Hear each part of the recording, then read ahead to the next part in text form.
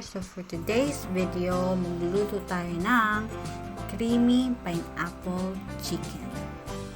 So, ayun na nga. Ang ingredients natin for today's menu ay patatas, bell pepper, carrots, onion and garlic, all-purpose cream, pineapple tidbits, and chicken. So, kahit anong part ng chicken curry lang, since yung wing part yung available sa ref, so yun yung gagamitin ko.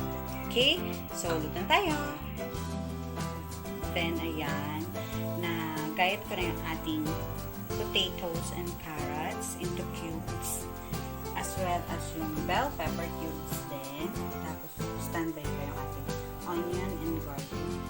Yan. So, nilagay ko na yung ating chicken without oil.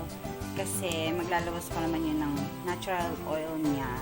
So, instead of us adding oil, hintayin na lang natin yung oil galing sa chicken. Tapos, lalagyan ko lang siya ng pepper.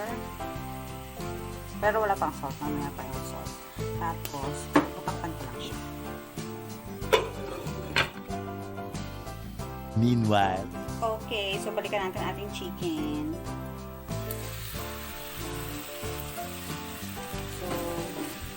Luto na yung kabilang side. Yun yung sinasabi ko sa inyo, naglalabas yung sarili ng oil. So, flip na natin siya. Para maluto naman yung kabilang side.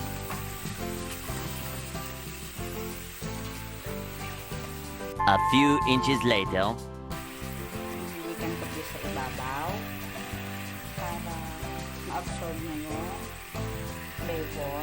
Kasi pag nalagay natin sa directly sa pan, masusunog. Okay.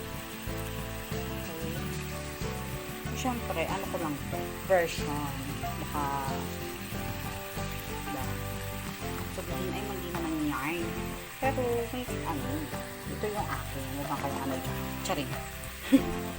A few inches later.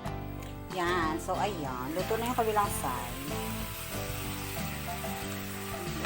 So, ilalagay ko na yung tidbits. So, yun guys, nakalimutan ko pala maglagay ng ginger. So, pwede pa naman siyang ihabol. Ginger. A few moments later. So, ayan. Ito natin. O, diba? It's boiling na. Tapos, i-add na natin yung carrots and potatoes. Ba't hindi ko artihan? Carrots and potatoes. Yan. So, na-add ko na yung carrots and potatoes. Add lang tayo ng konting water. Siguro mga half a cup. Tapos na ulit natin. 2,000 years later. So, malambot na yung ating potatoes and carrots. Arte-arte ko pala yung salita ng potatoes and carrots. So, ayan, patatas at carrots. So, ilalagay na natin ang ating all-purpose flour. All-purpose cream. Ano ba? Okay. Yan! Kumukulo na siya, guys. Again. Tapos, i-add na natin ang ating bell pepper. Tapos, takpan lang ulit natin siya maybe a minute. Tapos, okay na.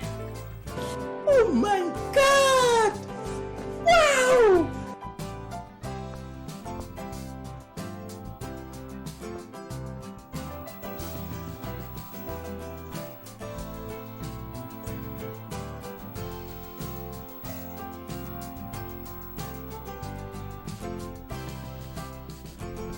So, yun lang mga ka-fire for today's video. So, till next video, don't forget to like, comment, and subscribe. Buyers!